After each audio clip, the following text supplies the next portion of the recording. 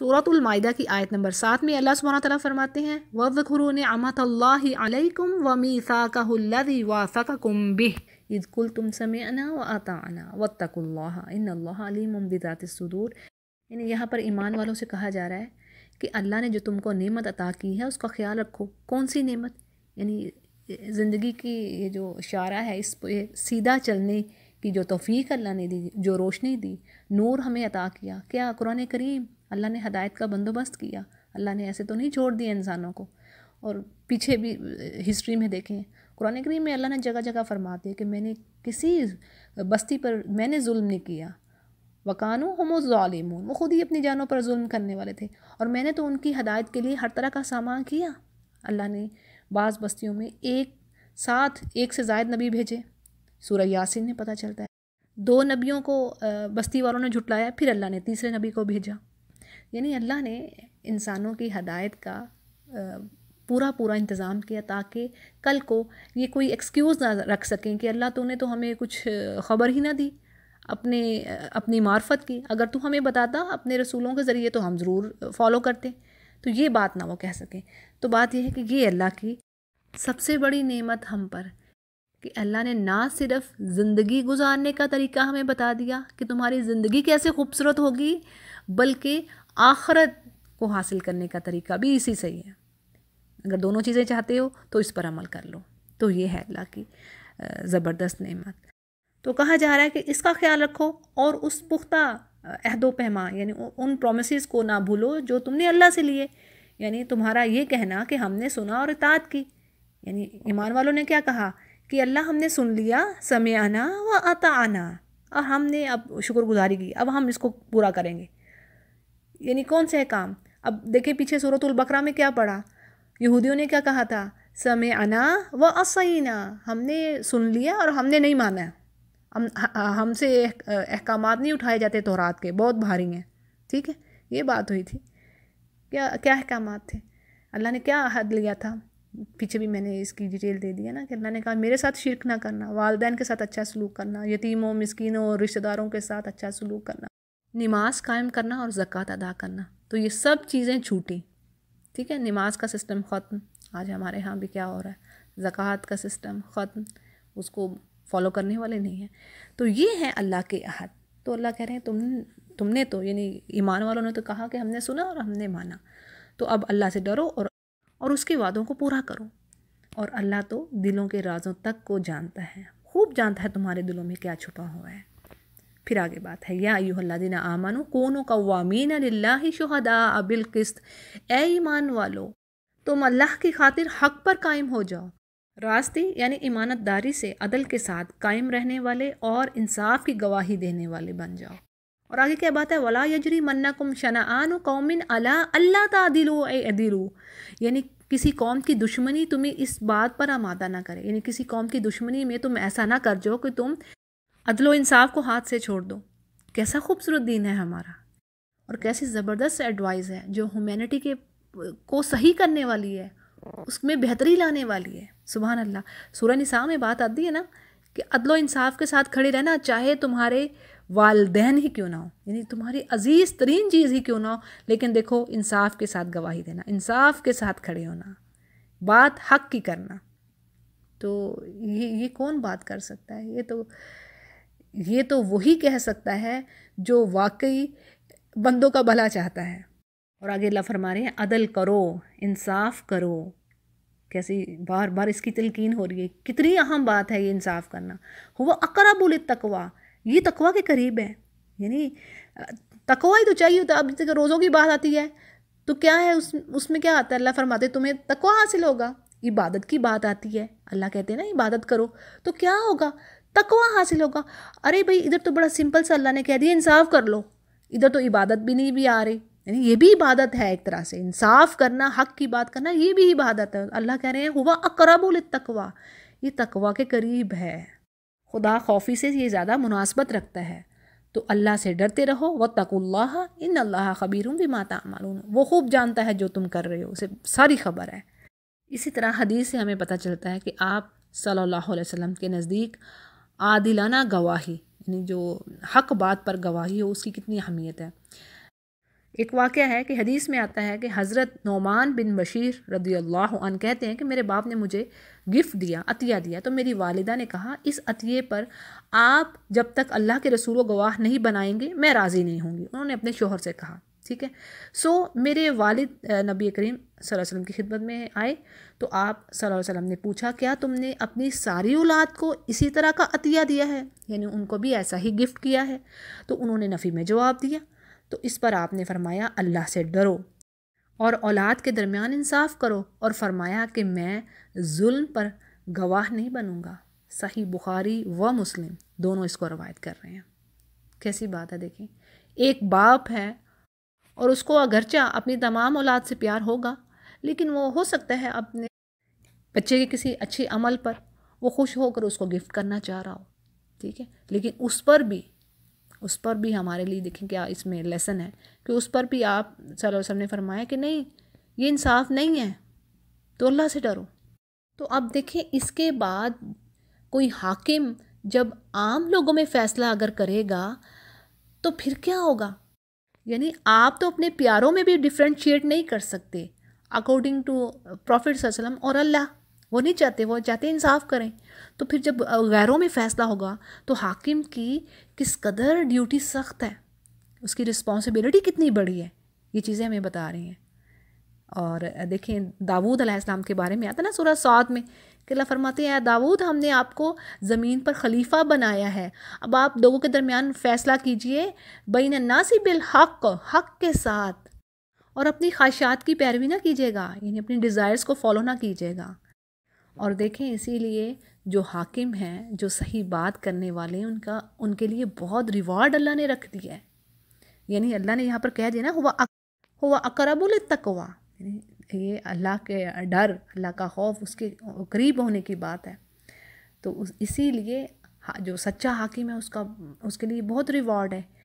دیکھیں سمپل سی بات ہے، جو عابد ہے، جو ورشپر ہے، وہ اللہ کے لیے ورشپ کر رہا ہے، وہ اس کی جو ورشپ ہے، جو عبادت ہے، وہ اسی کو فائدہ دے رہی ہے، وہ کسی اور کو نفع نقصان نہیں دے رہا، وہ اپنے لیے کر رہا ہے، رائٹ، انلیس کہ وہ دین کا علم سیکھ رہا ہے، وہ پھر آگے لوگوں کو نفع دے رہا ہے، رائٹ۔ ایک ہوتا ہے عبادت کرنی ہے، آپ نماز پڑھ رہے ہیں، نوافل ادا کر رہے ہیں، روزے رکھ رہے ہیں، تو انسان اپنے فائدے کے لیے کر رہا ہے، ٹھیک ہو گیا، یہ بھی ظاہر ہے، یہ بھی ضروری ہے ریچولز ادا کرنے۔ لیکن ایک انسان ہے، ہم کمپیریزن کریں، اب ایک انسان کی ڈیوٹی یہ ہے کہ وہ دوسروں کی زندگیوں کے فیصلے ہیں، ان کا اچھے برے کا وہ فیصلہ کر رہا ہے، ان کو اس سے نفع اور نقصان ہو سکتا ہے اس کے فیصلے سے۔ اگر کسی کا غلط فیصلہ ہو گیا تو پتہ نہیں کسی کو کتنا ڈیمیج پہنچ جائے گا، کوئی بے گناہ سولی پر چڑھ سکتا ہے۔ تو اسی لیے اس چیز کی اہمیت زیادہ ہے، انصاف پر کھڑے رہو، انصاف پر جمے رہنے کی بات، اسی لیے کیونکہ یہ لنک ہو جاتی ہے حقوق العباد سے، بڑی اہم بات ہے یہ۔ اور جس معاشرے میں عدل و انصاف قائم ہوا اس معاشرے میں امن و سکون ہوگا، لوگوں کو اس بات کا ڈر نہ ہوگا کہ ہم پر کوئی زیادتی ہو رہی ہے تو اب اس کی کوئی پکڑ کرنے والا نہیں ہے، ہمیں انصاف نہیں ملے گا۔ جب یہ چیز ہوتی ہے تو پھر کیا ہے، وہاں پر تو پھر ظلم کا سسٹم چل رہا ہے نا۔ اگر مظلوم کو انصاف نہ ملا تو اس کے لیے انصاف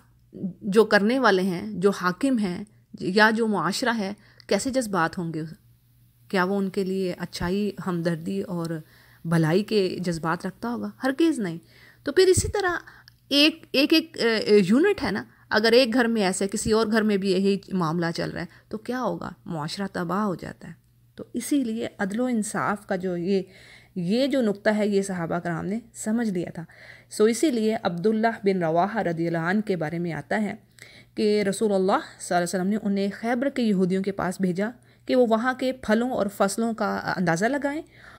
تو اس پر یہودیوں نے انہیں رشوت کی پیشکش کی، انہیں یعنی آفر کی کہ وہ کچھ نرمی سے کام لیں۔ تو انہوں نے فرمایا، یعنی عبداللہ بن رواحہ نے فرمایا، اللہ کی قسم میں اس کی طرف سے نمائندہ بن کر آیا ہوں جو دنیا میں مجھے سب سے زیادہ محبوب ہے، اور تم میرے نزدیک سب سے زیادہ ناپسندیدہ ہو، لیکن مجھے اپنے محبوب کی محبت اور تمہاری دشمنی اس بات پر آمادہ نہیں کر سکتی کہ میں تمہارے معاملے میں انصاف نہ کروں، یعنی میں ان دونوں کنڈیشنز کے باوجود انصاف ہی کروں گا اگرچہ وہ مجھے ہستی بڑی محبوب ہے۔ تو اس پر انہوں نے سن کر کہا ان لوگوں نے کہ اسی عدل کی وجہ سے آسمان و زمین کا یہ نظام قائم ہے۔ اس کو تفسیر ابن کثیر روایت کرتے ہیں۔ تو جی اگلی آیت ہے، اللہ فرماتے ہیں وَعَدَ اللَّهُ الَّذِينَ آمَنُوا وَعَمِلُوا الصَّالِحَاتِ لَهُم مَغْفِرَةٌ وَأَجْرٌ عَظِيمٌ،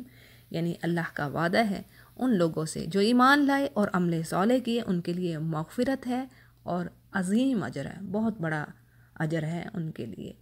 وَالَّذِينَ كَفَرُوا وَكَذَّبُوا بِآيَاتِنَا أُولَٰئِكَ أَصْحَابُ الْجَحِيمِ، اور جن لوگوں نے ہماری آیات سے کفر کیا، ان کو جھٹلایا، وہی ہیں جہنم کے ساتھی۔ اصحاب صاحب کی جمع ہے، جہنم کے ساتھی ہیں وہ۔ آگے اللہ فرما رہے ہیں یا ایھا الذین آمنوا اذکروا نعمت اللہ علیکم اذ ہم قوم ان یبسطوا الیکم ایدیہم فکف ایدیہم عنکم، یعنی اے ایمان والو یاد کرو اللہ کے اس احسان کو جو اس نے تم پر کیا کہ جب ایک گروہ نے تم پر دست درازی یعنی تم پر ہاتھ اٹھانا چاہا اور اللہ نے ان کے ہاتھوں کو تم تک پہنچنے سے روک دیا۔ اس آیت کی بیک گراؤنڈ میں مفسرین نے بہت سارے واقعات بیان کیے ہیں۔ مثلا ایک عرابی کا واقعہ کہ رسول اللہ صلی اللہ علیہ وسلم ایک سفر سے واپسی پر ایک درخت کے سائے میں آرام فرما رہے تھے، تلوار درخت سے لٹکی ہوئی تھی۔ اس عرابی نے تلوار پکڑ کر آپ پر سونت لی، یعنی آپ کی طرف کر دی اور کہنے لگا کہ اے محمد صلی اللہ علیہ وسلم آپ کو مجھ سے کون بچائے گا؟ تو آپ نے یعنی فوراً جواب دیا اللہ، یعنی اللہ بچائے گا، اور یہ کہنا ہی تھا کہ تلوار اس کے ہاتھ سے گر گئی۔ اسی طرح ایک اور واقعہ ہے، بعض کہتے ہیں کہ کعب بن اشرف اور اس کے ساتھیوں نے آپ صلی اللہ علیہ وسلم اور آپ کے صحاب کے خلاف جبکہ آپ وہاں تشریف فرما تھے دھوکہ اور فریب سے نقصان پہنچانے کی سازش تیار کی، جس سے اللہ نے آپ کو بچایا۔ اسی طرح ایک اور واقعے کی طرف اشارہ ہے کہ عبداللہ بن عباس رضی اللہ عنہ روایت کرتے ہیں کہ یہودیوں میں سے ایک گروہ نے آپ صلی اللہ علیہ وسلم اور آپ کے خاص صحابہ کو کھانے کی دعوت پر بلایا اور خفیہ طور پر یہ سازش کی کہ اچانک ان پر ٹوٹ پڑیں گے اور اس طرح اسلام کی جان نکال دیں گے، لیکن عین وقت پر اللہ کے فضل سے آپ صلی اللہ علیہ وسلم کو اس سازش کا علم ہو گیا اور آپ دعوت پر تشریف ہی نہ لے کر گئے۔ تو یہ ہیں چند واقعات جو اس آیت کے نزول کے سبب بنے۔ اب اگلی آیت سے جو موضوع شروع ہو رہا ہے، جس پر بات کی جا رہی ہے، اس کے دو مقصد ہیں۔ آیت میں پڑھتی ہوں آپ کے آگے، لیکن پہلے ہم بات کیے چلتے ہیں کہ اس کے دو آبجیکٹیو ہیں۔ ایک یہ کہ مسلمانوں کو اس طریقہ کار سے روکا جائے جس پر ان سے پہلے اہل کتاب چل رہے تھے، ٹھیک ہے نا؟ سورۃ البقرہ بھری پڑی ہے نا یہودیوں کے بارے میں، بنی اسرائیل کے بارے میں۔ کیوں؟ ہمیں وارن کرنے کے لیے، ہمیں لیسن دینے کے لیے کہ دیکھو ان چیزوں سے تم عبرت حاصل کرو، تم ایسے نہیں کام کرو۔ اب یہ پچھلی قوم نے، یہ پچھلے افسر نے یہ کام کیا ہے تو اس نے اپنی ڈیوٹی اس کی تو گئی، اب تم یہ کام نہ کرو، ٹھیک ہے؟ تو اب یہ چیز ہے کہ مسلمانوں کو اس روش سے روکا جا رہا ہے۔ پھر انہیں یہ کہا جا رہا ہے کہ جس طرح آج تم سے عہد لیا گیا ہے، یعنی اللہ نے تمہیں کتاب دی ہے، تم کتاب کی حامل ہو، قرآن کریم اب، اور ہمارے نبی آخری نبی، کوئی نبی نہیں اس کے بعد آئے گا، نہ کوئی کتاب۔ سو دس از دا لاسٹ ٹو تھنگس جو کہ اللہ نے انسانوں کے لیے بھیج دی ہیں، بس، ٹھیک ہے؟ قیامت تک اب یہی ہے سلسلہ۔ تو اب تم سے بھی عہد دیا، اب قرآن کریم بھرا پڑا ہے، کتنے پرومسز اللہ نے لیے ہیں کہ بھی یہ کام پیچھے میں کئی بار ڈیٹیل دے چکی ہوں۔ واجبات جو احکامات ہیں، پابندیاں ہیں، اللہ کی پرومسز ہیں۔ تو بات یہ ہے کہ اللہ فرما رہے ہیں اسی طرح بنی اسرائیل اور مسیح علیہ السلام کی جو امت تھی ان سے بھی یہ اسی طرح کے عہد لیے گئے تھے۔ تو کہیں ایسا نہ ہو کہ جس طرح انہوں نے اپنے عہد کو پورا نہ کیا، انہوں نے توڑ دیا، ایک وقت گزرا، یعنی سورۃ الحدید میں بات آتی نا طال علیہم الامد، ایک وقت ان پر گزرا تو ان کے دل سخت ہو گئے، نہ وہ کتاب کو سمجھتے تھے، نہ انہیں کچھ پتہ تھا، بس جھوٹی آرزویں تھیں۔ تو کہیں تم بھی ایسے نہ ہو جانا، تم بھی اللہ کے عہد کو نہ توڑ دینا اور گمراہ نہ ہو جانا۔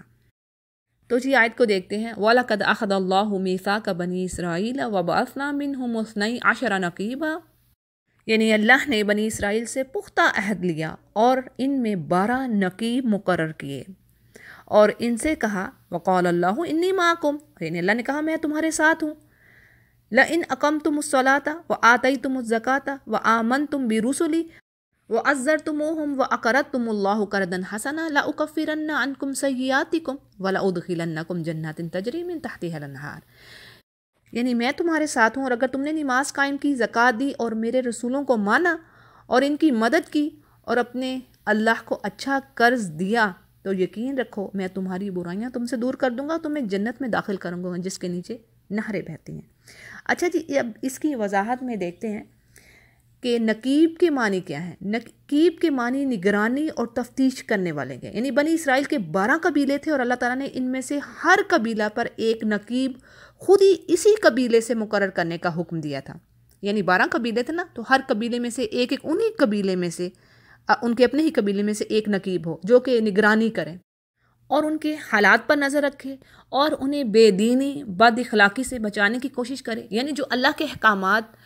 نہ صرف یہ کہ ان کو دیکھا جائے کہ لوگ ان کو پورا کر رہے ہیں اور ان کو پھر امپلیمنٹ کیا جائے اگر کہیں پر نہیں ہو رہے، اور نقیب کی ذمہ داری میں یہ بھی بات تھی کہ وہ انہیں جنگ کے لیے تیار کریں اور ان کی قیادت اور رہنمائی، یعنی ان کو لیڈ کریں اور باقی معاملات کو بھی دیکھیں۔ اب روایات میں آتا ہے کہ بائبل کی کتاب میں 12 سرداروں کا ذکر موجود ہے، مگر ان کی وہ حیثیت جو یہاں لفظ نقیب سے قرآن کریم میں بتائی گئی ہے وہ بائبل کے بیان سے ظاہر نہیں ہوتی۔ یعنی بائبل انہیں صرف رئیسوں، سرداروں کی حیثیت سے پیش کر رہی ہے، جبکہ قرآن ان کی حیثیت اخلاقی دینی نگران، یعنی اخلاقی اور دین کی جو اصلاح ہے ان کی کریکشن کے لیے، ان کو ٹھیک کرنے کے لیے، ان کی نگرانی کے لیے نقیب کا لفظ بتا رہی ہے۔ اب جو یہ بات آ رہی ہے کہ اللہ فرماتے ہیں تم نماز قائم کرنا، زکوٰۃ دینا اور میرے رسولوں کو ماننا، یعنی جو رسول بھی میری طرف سے آئیں ان کی دعوت پر تم لبیک، یعنی تم ان کی مدد کرنا، ان کو ماننا، ان پر یقین کرنا، بلیو کرنا۔ اور اللہ کو قرض دینے سے کیا مراد ہے؟ یعنی اللہ کی راہ میں اپنا مال خرچ کرنا۔ اور ایسی ہی ملتی جلتی آیت سورہ تغابن میں بھی ہم پڑھتے ہیں، ان تقرضوا اللہ قرضا حسنا، اگر تم اللہ کی راہ میں قرض حسنا دیتے ہو تو اللہ اس کو بڑھائے گا، یضاعفہ لکم، یعنی نہ صرف اس کو بڑھائے گا جو تم نے مال خرچ کیا ہے، ویغفر لکم، اور تمہاری مغفرت کرے گا، تمہیں بخشے گا، واللہ شکور حلیم، یعنی اللہ تو بڑا ہی قدردان ہے، بردبار ہے، یعنی وہ اطاعت گزاروں کو اجر و ثواب بڑھا کر دیتا ہے، اور جو نافرمانی کرنے والے ہیں ان کی فوری پکڑ بھی نہیں کرتا۔ سبحان اللہ، یہ ہے اس کی رحمت۔ تو جی یہ بات ہے کہ قرض حسنہ سے مراد اللہ کی راہ میں مال خرچ کرنا، اور ان جگہوں پر مال خرچ کرنا یعنی جہاں پر اللہ نے کہا ہوا ہے۔ جیسے ایک انسان اپنے گھر والوں پر خرچ کر رہا ہے، اپنے والدین پر خرچ کر رہا ہے جہاں پر اللہ نے کہا ہے۔ سورۃ البقرہ کو اٹھا لیجئے تو مال کے خرچ کرنے کی ترتیب ملتی ہے، یعنی سب سے اول حق والدین کا، والدین پیرنٹس پہ خرچ کیجئے، اپنے گھر والوں پر، پھر یعنی بیوی بچوں پر خرچ کیجئے، پھر اس کے بعد جو دائرہ مزید جو مزید کلوز ہیں، رشتہ دار ہیں، ان پر خرچ کیجئے، صلہ رحمی ادا کیجئے۔ یعنی حدیث کے مطابق بھی فی سبیل اللہ خرچ کرنے سے پہلے آپ نے اس سارے سرکل کو دیکھنا ہے، یہ جو دائرہ کار ہے، اور اگر کوئی آپ کا رشتہ دار یتیم مسکین ہے، ضرورت مند ہے، تو وہ اس کو پریفر کیجئے۔ اور بات یہ ہے کہ یہ تو جنتیوں کی خوبی ہے، اللہ کی راہ میں مال خرچ کرنا، اور وہی فلاح پانے والے ہیں۔ اللہ نے کہہ تو دیا وَمَن یُوقَ شُحَّ نَفْسِهِ فَأُولَٰئِکَ هُمُ الْمُفْلِحُونَ، سورۃ الحشر کی آیت ہے کہ جو اپنے نفس کے بخل سے بچ گیا، کنجوسی سے بچ گیا، اللہ کی راہ میں اس نے خرچ کر دیا، بس وہ فلاح پا گیا۔ تو اللہ ہم سب کو توفیق دے اللہ کی راہ میں مال خرچ کرنے کی، کیونکہ اسلام تو یہی ہے، کھانا کھلانا، یعنی اللہ کی محبت میں ضرورت مندوں کا خیال کرنا، ایک دوسرے کے لیے احسار، ہمدردی کا جذبہ رکھنا، اور ضروری نہیں کہ مال ہی، اگر کسی کے پاس مال نہیں ہے تو کسی بھی وے میں اپنے مومن بھائی بہن کی مدد کرنا، جیسے اللہ نے فرما تو دیا۔ دیکھو اگر ایسا کوئی صدقہ جس کے پیچھے تم کسی کو اذیت دے رہے ہو، احسان جتلا رہے ہو، یہ ضائع کر دیتے نا آپ کے صدقے کو، یہ 3 چیزیں ضائع کر دینے والی صدقات کو، احسان جتلانا پیچھے دے کے، لو میں نے دیا تو تھا تمہیں اتنی تمہاری ہیلپ کی تھی، اب تم کیا کر رہے ہو میرے ساتھ، یعنی کسی کی مدد کرنے کے بعد ہم اس سے پھر امید رکھتے ہیں، ٹھیک ہے، تو یہ جو کام ہے یہ اجر کو ضائع کر دینے والا۔ پھر ریاکاری، دکھاوے کے لیے، یعنی اللہ کی رضا کے لیے کیا نا کام، تو بس دکھاوے کے لیے کام کی، تو ظاہر ہے وہ تو دلوں کے بھید کو جانتا ہے، اور انسان کو خوب پتہ ہوتا ہے میں کر کے رہا ہوں، تو یہ بھی صدقات کو ضائع کر دینے والی چیز۔ اسی طرح کسی کو اذیت، جیسے کہ الفاظ طعنے تشنیع کرنا، تو یہ بھی اس کو ویسٹ کر دے گی صدقات کو. تو اللہ فرماتا ہے اس سے بہتر ہے، یعنی ان تانے تشنی سے بہتر ہے اس جو اس کسی صدقے کے پیچھے ہے، تم کسی کو اچھی بات کہہ دو، اچھا مشورہ دے دینا. اچھی بات کا لفظ آتا ہے سورۃ البقرہ میں، ٹھیک ہے. قول معروفہ یعنی اچھی بات کہہ دینا، بھلائی کی بات جو اللہ نے کہی ہے کہ دیکھو اس طریقے سے ایسے کام کرو، اس میں ایسے کرنا چاہیے، ایسے کرنا، اللہ ہمیں یہ حکم دے رہا ہے، رسول ہمیں یہ کہہ رہے ہیں، ٹھیک ہے. تو یہ بات کر دینا بھی صدقہ ہے، دین کی بات کو آگے پہنچا دینا بھی صدقہ ہے، زبردست صدقہ. یعنی وہ لوگ جن کے پاس مال نہیں ہیں تو وہ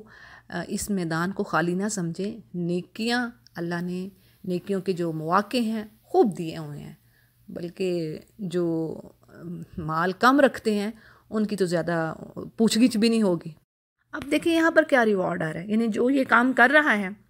جو اللہ کو قرض حسنہ دے رہا ہے اور اوپر والے سارے جو کام ہیں، واجبات ہیں، ان کو پورا کر رہا ہے، تو اللہ فرماتے ہیں میں تمہاری برائیاں تم سے دور کر دوں گا. اب برائیاں دور کرنے کے ایک سے زائد مطلب ہیں، یعنی ایک چیز تو یہ کہ اللہ اس کو توفیق دے دیتے ہیں سیدھے راستے کو اختیار کرنے کی، اس کو اسٹرینتھ ملتی ہے،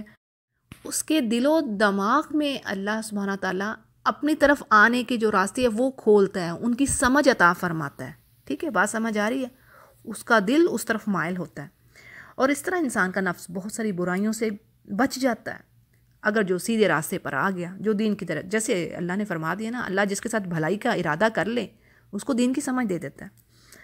تو ایک چیز تو یہ ہوگی برائیاں دور کرنے میں. دوسرے یہ کہ اصلاح کے باوجود اگر کوئی شخص، یعنی اب دیکھیں ہر کسی میں تمام چیزیں تو نہیں پائی جاتی نا، تمام خوبیاں، ہر کوئی پرفیکٹ تو ہوتا نہیں ہے، کچھ نہ کچھ برائیاں تو اندر انسان کے رہ جاتی ہیں، ہوتی ہیں. تو اب بات یہ ہے کہ اللہ اپنے فضل سے ان پر پکڑ نہیں کرے گا، ان برائیوں پر، اور اس کے ساتھ آسان حساب کا معاملہ کرے گا قیامت کے روز. اور دنیا میں بھی اچھا ہوتا ہے، ایسا نہیں ہے، ایسا ہرگز نہیں ہے. قرآن کریم خود فرما رہا ہے من عمل صالحا من ذکر او انثی وہو مؤمن، یعنی جس نے عمل صالح کیے اور وہ مرد ہو یا عورت ہو لیکن مومن ہونا چاہیے، تو کیا ہے فلنحیینہ حیاتا طیبہ، یعنی ہم اس کی زندگی کو بھی خوبصورت بنا دیں گے دنیا کی، یعنی وہ دنیا کی زندگی میں بھی خوش ہوگا اور آخرت میں تو اجر ہے ہی. اب آیت کے اگلے حصے میں بات آتی ہے فمن کفر بعد ذلک منکم فقد ضل سواء السبیل، یعنی اب اس کے بعد جس نے تم میں سے کفر کی روش اختیار کی تو وہ در حقیقت اس نے جو سواء السبیل، جو سیدھا راستہ ہے، وہ گم کر دیا. دیکھیں بات یہ ہے کہ انسان اپنی کمزوری کی وجہ سے، یعنی انسان تو کمزور ہے، عاجز ہے، بے بس ہے، یعنی وہ اپنی زندگی کو کامیاب بنانے کے لیے کوئی ایسا راستہ خود سے چوز نہیں کر سکتا جس میں اس کی ساری قوتوں کے ساتھ انصاف ہو اور اس کی تمام جو خواہشات ہیں ان کا بھی ٹھیک ٹھیک حق ادا ہو جائے اور پوری بھی ہو جائیں وہ خواہشات، اور اس کے جو جذبات ہیں، رجحانات ہیں، یعنی اس کی جو فیلنگز ہیں، پیشنز ہیں، ان میں بھی بیلنس رہے. تو اس سب کے لیے کیا ہے، یعنی انسان اپنے حقوق، اپنے پیشنس، ان کو لگام کیسے دینی ہے، کنٹرول کیسے کرنا ہے اپنے نفس کو، یہ انسان کے بس کی بات نہیں ہے. تو اس کے لیے اسے کوئی ایسی قوت درکار ہے جو اس سے بڑھ کر ہو، جو اس کو بہتری کی طرف گائیڈ کر سکے. تو اب اس کے لیے کیا، یعنی اللہ سبحانہ تعالیٰ نے رسولوں کو بھیجا. ٹھیک ہے، اللہ نے اپنے رسولوں کو بھیجا، کتابوں کو بھیجا، تاکہ انسان کو زندگی گزارنے کا صحیح طریقہ بتلایا جائے کہ کس راستے پر چل کر وہ آخرت کی کامیابی لے سکتا ہے اور وہ اللہ کے ساتھ جڑ سکتا ہے. ٹھیک ہے، تو یہ کام رسولوں نے بتایا، اور بک یعنی اللہ نے کتابیں دیں جس میں ان کی ہدایت کے لیے تمام اصول، تمام جو احکامات تھے، رولز تھے، جن لاز ہیں، دیکھو ان کو اس طرح فالو کرنا ہے. بڑی جو سمپل سی بات ہم لیتے ہیں، اب ایک گاڑی، ہم جاتے ہیں راستوں پر گزرتے ہیں تو اشارے آتے ہیں، سگنلز آتے ہیں کئی جگہوں پر، کہیں پر ہم رک چلتے ہیں ریڈ ہو، کہیں پر اگر گرین ہے تو ہم چل پڑتے ہیں. تو ہمیں فالو کرنا پڑتا ہے نا. اگر یہ سب نہ ہو، مثال کے طور پر یہ چیزیں نہ ہوں تو کیا ہوگا؟ آپ امیجن کریں پھر کیا ہوگا. کوئی گاڑی ادھر سے آ رہی، کوئی ادھر سے آ رہی، کوئی بھی رکنا نہیں چاہے گا، کوئی بھی نہیں چاہے گا کہ میں انتظار کروں. ہر کوئی چاہے گا میں آگے نکل جاؤں، میں اپنی راہ لوں، مجھے دوسروں کی پرواہ نہیں. تو کیا تباہی آ گئی نا، کیوس ہو گیا. ایک گاڑی دوسرے میں گھس رہی ہے، ایکسیڈنٹس ہو رہے ہیں، یہ ایک امیجن کرنے کی بات ہے۔ تو اسی چیز کو اللہ سبحانہ تعالیٰ نے انسانوں کی رہنمائی کے لیے، گائیڈنس کے لیے رسولوں کو بھیجا، اور قرآن اسی راہ کو سوا سبیل یعنی صراط مستقیم کہتا ہے۔ صراط مستقیم اللہ نے دکھا دیا، یہ قرآن کریم سارا صراط مستقیم ہے، اور یہ جو اشارہ ہے، یہ جو روڈ ہے دنیا کی اس زندگی سے لے کر آخرت کی دوسری زندگی تک، اس میں بھی بے شمار ٹیڑھے میرے راستے آتے ہیں، لیکن اللہ نے ایک سیدھا راستہ دکھا دیا، تو جو اس پر چلا وہ کامیاب ہوا، اور جس نے اس کو چھوڑا وہ ناکام نہیں بلکہ خسارہ پانے والا، کئی جگہوں پر اللہ نے فرمایا۔ دیکھیں آج ہم جو عام لفظوں میں ہم بات کہیں تو آج ہمارے بچے ایجوکیشن لے رہے ہیں، پڑھ رہے ہیں، اب ہم جہاں پر ہماری ویکنیسز رہیں، ہم لوگوں نے دین اگر نہیں سکھایا بچوں کو، اب ان کے لیے کامیابی کا مقصد کیا ہے؟ یعنی اچھی گاڑی لے لینا، اچھا گھر لے لینا، پیسہ ہونا، بینک بیلنس ہونا، اور اس کے علاوہ کچھ نہیں۔ حالانکہ بات یہ ہے کہ اگر یہ تمام چیزیں بھی، یعنی یہ جو دنیا ہے اس کو بھی اللہ کے بتائے ہوئے طریقوں کے مطابق لیں، ٹھیک ہے، جیسے اللہ نے کہا تم بزنس کرو، کاروبار کرو، یعنی ایسا تو نہیں ہے، عشرہ مبشرہ سارے کاروباری لوگ تھے جن کو اللہ نے بشارت دے دی دنیا میں بھی کاروبار کرو، پیسہ کماؤ حلال طریقے سے، صحیح ہے۔ تو یعنی یہ دنیا کو بھی اللہ نے کہا ہے اس طریقے سے لو جس طرح میں کہہ رہا ہوں، تو یہ بھی عبادہ ہے، پھر اس میں بھی تمہارے لیے خیر ہی خیر ہے۔ اور اگلی آیت میں بات ہے فَبِمَا نَقْضِهِم مِيثَاقَهُمْ لَعَنَّهُمْ وَجَعَلْنَا قُلُوبَهُمْ قَاسِيَةً، یعنی پھر ان کا اپنے عہد کو توڑ ڈالنا ہی سبب تھا جس کی وجہ سے ہم نے ان کو اپنی رحمت سے دور کر دیا۔ لَعَنَّهُمْ، لعنت کر دی اللہ نے ان پر، ہم نے ان پر لعنت کر دی اور ان کے دلوں کو سخت کر دیا۔ استغفر اللہ۔ یحرفون الکلام عن مواضعہ ونسوا حظا مما ذکروا بہ، یعنی حال ان کا یہ تھا کہ وہ الفاظ کو الٹ پھیر کر کے بات کو کہیں سے کہیں لے جاتے، اور جو تعلیم انہیں دی گئی تھی اس کا بڑا حصہ وہ بھول گئے تھے۔ پھر آگے بات ہے وَلَا تَزَالُ تَطَّلِعُ عَلَىٰ خَائِنَةٍ مِّنْهُمْ إِلَّا قَلِيلًا مِّنْهُمْ،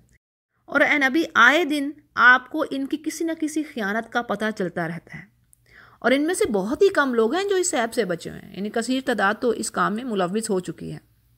بس آگے کہا جا رہا ہے فَاعْفُ عَنْهُمْ وَاصْفَحْ، یعنی اے نبی ان کو معاف کیجئے اور ان کی حرکات سے چشم پوشی کریں، درگزر کریں، اوائڈ کریں ان سے۔ ان اللہ یحب المحسنین، اور اللہ ان لوگوں کو پسند کرتا ہے جو احسان کا طریقہ اپناتے ہیں۔ اب اس آیت کی ڈیٹیل میں بات کچھ یوں ہے کہ جو اللہ سبحانہ تعالیٰ نے فرمایا کہ یہ کیا کرتے تھے، اللہ کے کلام کو بدل ڈالتے۔ سورۃ البقرہ میں یہ بات گزر چکی ہے نا، پڑھ لی ہم نے، ٹھیک ہے۔ یہاں پر بھی اللہ نے فرما دیا کہ لعنت بھی کر دی اللہ نے اس وجہ سے کہ انہوں نے اللہ کے حد کو توڑا، اور ان کے دل سخت ہو چکے تھے، یعنی کوئی واضح و نصیحت دین کی جو دین کے معاملے میں وہ ان پر اثر نہیں کر رہی تھی، ان پر اثر نہیں ہوتا تھا کہ ان کے کوئی خشوع، کوئی عاجزی طاری ہو، نہیں، دل سخت ہو جانے کا مطلب ہی یہی ہے کہ پھر اللہ کا کلام، واضح و نصیحت، اللہ کی طرف نہیں بندہ پلٹتا، اللہ معاف کرے۔ یہ ہے دلوں کی سختی، جیسے اللہ نے سورۃ البقرہ میں فرما دیا ان کے دل ایسے سخت ہو گئے تھے کہ جیسے پتھروں سے بھی زیادہ، ایون پتھر بھی اللہ نے کہا ہے کہ کچھ ایسے ہیں جو خشیت سے گر پڑتے ہیں، بعض میں پانی پھوٹ پڑتا ہے، نہریں جاری ہو جاتی ہیں، لیکن ان کے دل ان سے بھی زیادہ، امیجن کریں، یہ تو بات اللہ کہہ رہے ہیں، ہاتھ میں پتھر اٹھائیں اور دل جو ظاہری نظر سے ہم دیکھتے ہیں تو ہم کہتے ہیں یہ کیسی بات ہے، لیکن یہ روحانی طور پر جو اس کے معنی ہیں وہ واقعی ایسے ہی ہیں کہ پتھروں سے بھی زیادہ سخت دل، اور اللہ نے ان پر لعنت کی۔ پھر اب اللہ کے کلام کو بدلتے کیا تھے، یعنی ان کے جو علماء تھے، پیچھے سورۃ البقرہ میں یہی چیزیں گزری نا کہ ایک گروہ یہ کام کر رہا تھا، یعنی ان کے جو علماء تھے، ان کے جو اسکالرز تھے، وہ کیا کر رہے تھے، دو طرح کی چینجز لا رہے تھے اللہ کی کتاب میں، لفظی اور معنوی، دونوں طرح کی، ٹھیک ہے۔ یعنی ایک تو اس کی جو لفظ ہے اس کی تفسیر، اس کی وضاحت، اس کے میننگ میں تبدیلی کر دینا، یعنی جس بات کا جو مطلوب ہے اس کو اور طریقے سے بدل دینا کہ نہیں یہاں پر یہ بات کہی جا رہی ہے، اس سے یہ مراد ہے، ٹھیک ہے، جیسے ہم تفسیر کرتے ہیں۔ پھر اسی طرح جو لفظی یعنی لکھے ہوئے کو بدل دینا اور یہ کہنا کہ یہ اللہ کی طرف سے ہے۔ اور دیکھیں بات یہ کہ ان کی اتنی جرت، اتنی جسارت یہاں تک بڑھی کہ اللہ کے کلام کو بدل کے کہہ رہے ہیں کہ یہ تو اللہ کی طرف سے ہے، تو اللہ تعالیٰ اور اس پہ کیا ہے تھوڑا سا مول سامنن قلیلا، جیسے اللہ فرما رہے ہیں کہ اور ویسے بھی دنیا چند دن کی دنیا، اور دنیا کا مال و متاع بھی تو چند دن کا ہے، یہ بھی تو ٹیمپرری ہے، پرماننٹ تو نہیں ہے۔ تو کیسی بے وقوفی ہے کہ انسان پرماننٹ لائف کے لیے جو فار ایور رہنی ہے اس کے لیے ایک عارضی چند سالوں کی زندگی کو ترجیح دے۔ تو یہ کام تب ہوتا ہے جب انسان ہدایت سے بالکل غافل ہو چکا ہوتا ہے اور دلوں پر پردہ آ چکا ہوتا ہے۔ تو یہ تھی ان کی حرکتیں، یعنی ان کے علماء نے ایسے کام کیے جو کہ سخت دل ہونے کی نشانی، اس قدر ان کے دل سخت ہو چکے تھے کہ انہیں کوئی خوف ہی نہ تھا کہ ہم اللہ کی کتاب میں تبدیلی لا رہے ہیں تو ہمیں کوئی پکڑنے والا بھی ہے۔ لیکن دیکھیں پھر پکڑ کیسے کیسے اللہ نے ان کو پکڑا۔ اور یہی چیز آج مسلمانوں میں بھی ہے، امت محمدیہ کے افراد بھی اس سے محفوظ نہیں رہے، یعنی بدقسمتی سے ایسا ہی ہے ہمارے ہاں بھی کہ ہم اب لکھنے میں تو تبدیلی نہیں کر سکتے، وہ تو ذمہ داری اللہ نے لی ہے قرآن کریم کی کہ وہ حفاظت کرنے والا ہے، نحن نزلنا الذکر وإنا لہ لحافظون، کئی جگہ پر اللہ نے کہا ہے کہ ہم نے اس ذکر کو نازل کیا اور ہم ہی اس کی حفاظت کرنے والے ہیں۔ تو اگر یہ اللہ کام اپنے ذمہ نہ لیتا تو ہم لوگ پتہ نہیں کیا کر رہے ہوتے۔ تو بات یہ کہ ہمارے ہاں بھی جو چیزیں ہیں تفسیر میں چینجز کر کے رکھتی، کچھ نہ کچھ بات عجیب سی نکال لینی قرآن کریم سے کہ نہیں یہ تو ایسا ہے، اس طرح ہے، اور خود ساختہ بدعات اور اپنی فقہی تعویلیں لاجکس رکھنا۔ مگر یہ ہے کہ اللہ کے سچے بندے آج بھی ان چیزوں سے محفوظ ہیں، اور سچے جو اسکالرز ہیں اللہ کا پیغام آج بھی اسی طرح حق بات کے ساتھ پہنچا رہے ہیں۔ اللہ نے فرما دینا یدل بہ کثیرا و یہدی بہ کثیرا، یعنی اس قرآن کے ساتھ بھی بہت سارے لوگ گمراہ ہوں گے اور بہت سارے لوگ ہدایت پانے والے بھی ہیں۔ اور پھر یہ جو بات آ رہی ہے کہ یہ نصیحت کا یعنی کتاب کا ایک بہت بڑا حصہ بھلا بیٹھے، تو اب اس میں یہ بات آتی ہے کہ ایک تو اللہ کے احکام پر عمل کرنے میں انہیں کوئی دلچسپی نہ تھی، کوئی انٹرسٹ نہیں تھا ان کو، بے عملی اور بد عملی ان کا شعار بن کے ان کا طریقہ کار بن چکی تھی، اور پستی کے اس مقام تک وہ پہنچ گئے تھے کہ ان کے دل گناہوں سے بھر چکے تھے، اور خیانت مکر ان کے کردار کا حصہ بن چکا۔ جیسے ہم یوم السبت کے بارے میں پڑھتے ہیں، اب کیا تھا اس دن کہ اللہ نے منع کیا تھا کہ مچھلیاں نہیں پکڑنی، ٹھیک ہے، لیکن اللہ نے ٹیسٹ کے طور پر، آزمائش تھی نا، اس دن مچھلیاں خوب آتی، جس دن روکا گیا تھا یہ آزمائش تھی نا، ٹیسٹ تھا، تو کیا کیا، ڈاج کیا، اللہ کو ہیلا بازی کی کہ جال پچھلے دن ہی پھینکنا، تو کہ جی ہم تو اس دن تو کچھ کر نہیں رہے، لیکن جال پھینک دیا اور جا کے اگلے دن مچھلیاں پکڑ لینی۔ تو بہرحال آج ہم مسلمان بھی کسی طرح سے کم نہیں ہیں، آج ہم وہی کام کر رہے ہیں جیسے کہ آپ صلی اللہ علیہ وسلم کی حدیث ہے کہ میری امت بھی وہی کام کرے گی، یعنی انہی کے طریقوں پر چلے گی جو اہل کتاب جن پر چل رہے ہیں۔ اور یہاں پر جو بات آئی کہ تھوڑے سے ہی لوگ ان چیزوں سے بچے ہوئے ہیں، ان برائیوں سے، تو ان سے مراد وہ یہودی ہیں جو کہ مسلمان ہو گئے، اور ان کی تعداد 10 سے بھی کم بتائی جاتی ہے۔ اور اسی طرح عفو درگزر کا یہ جو حکم آپ صلی اللہ علیہ وسلم کو دیا جا رہا ہے، تو یہ اس وقت تھا جب لڑنے کی اجازت نہیں تھی، بعد میں اس کی جگہ حکم آ گیا کہ اب ان سے جنگ کیجئے جو اللہ پر اور یوم آخرت پر ایمان نہیں رکھتا۔ یعنی یہ جو حکم دیا جا رہا ہے نا، فاعفو واصفحوا، یعنی درگزر کریں،